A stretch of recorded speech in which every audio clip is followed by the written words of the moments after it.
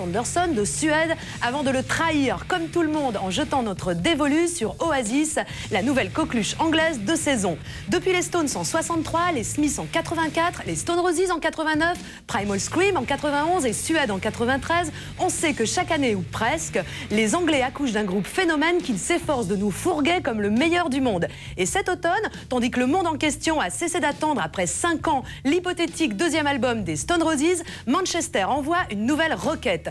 Oasis, un quatuor de hooligans emmené par Noel Gallagher, qui écrit les chansons, et son frère Liam, qui les chante.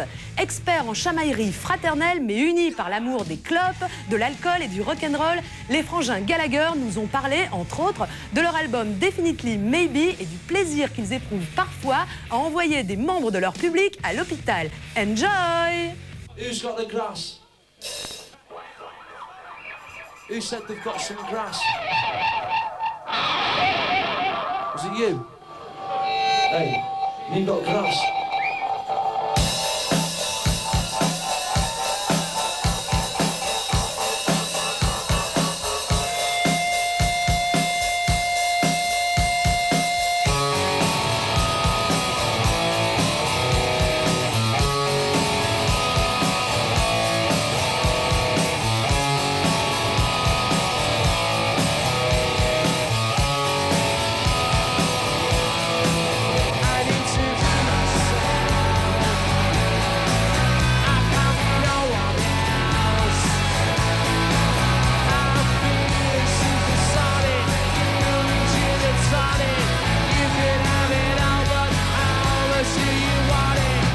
We come from Manchester, in England.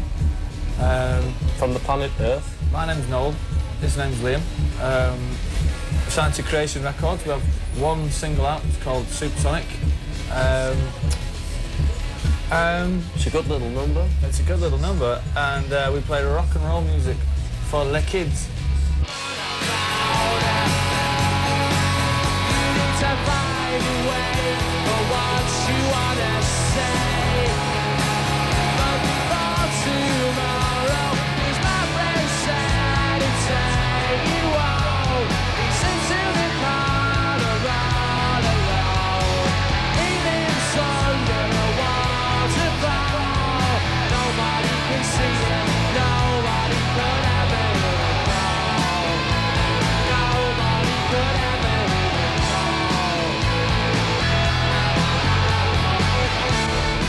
Twelve songs that are just about being alive and having a good time, about being happy, about enjoying yourself. It's just about observing what's going on around you and writing about it and just saying all you need is cigarettes and alcohol.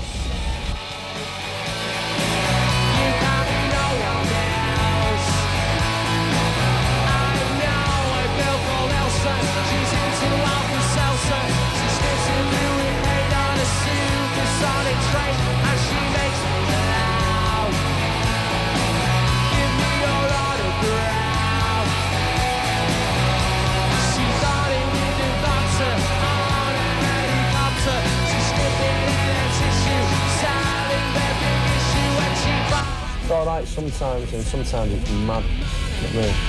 But it's just brothers, innit? And not many fights, you know what I mean? Just have arguments, and sometimes have a few fights, but it's not all the time. Fairy tales. Not fairy tales at all. He thought he could have me one night. Got a bit lippy in a club. So he woke up the next morning with a big like red mark above his head.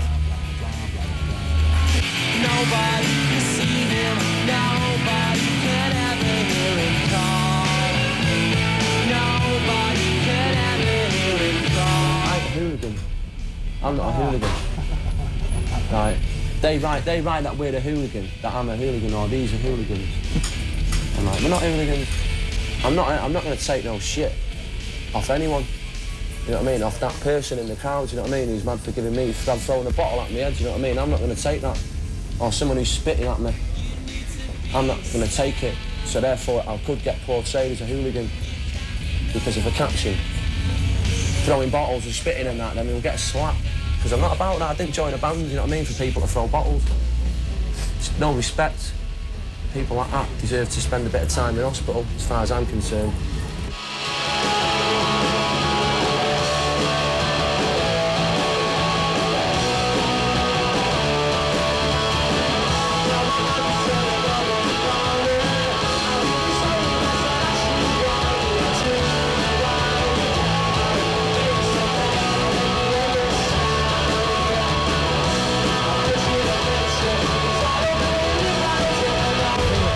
About the Manchester thing was the fact that when we seen the Stone Roses, we thought, yeah, well, we can do that.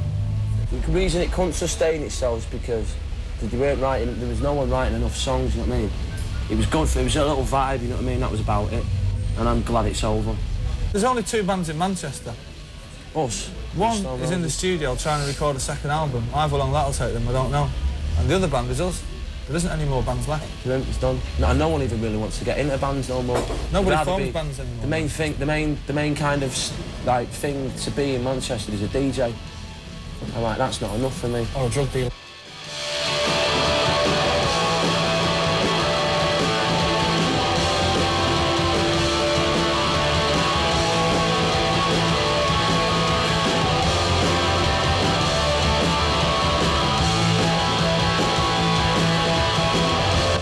I don't believe Oasis will last until we're 40-year-old men. No. I think that this band will only be interesting as long as we write interesting songs, and I believe that we'll go out at the top. Oh, yeah. And I believe that the top will be in 3 years' time, and I don't believe I want to be in a band after 3 years' time, but I don't know. I could be in it for years, me. Not that long. I'd say until we get all the albums done. If we don't die tomorrow or whatever, you know what I mean? But I won't get bored of it.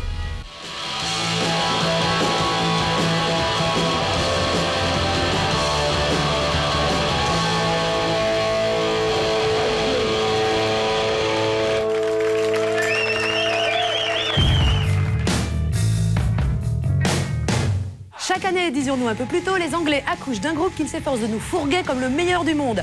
Avant Oasis, c'était donc Suède, des garçons très inspirés par le glam rock des 70s en général et par David Bowie en particulier. Après une récente tournée américaine passée inaperçue chez les Américains, Suède, c'est pas de chance à l'heure où sort son 2e album attendu au tournant, perd aujourd'hui Bernard Butler, guitariste et principal compositeur du groupe. Rock Express a sorti ses mouchoirs pour aller consoler Brett Anderson, le chanteur de Suède, et découvrir ce qui attend ce groupe nouvellement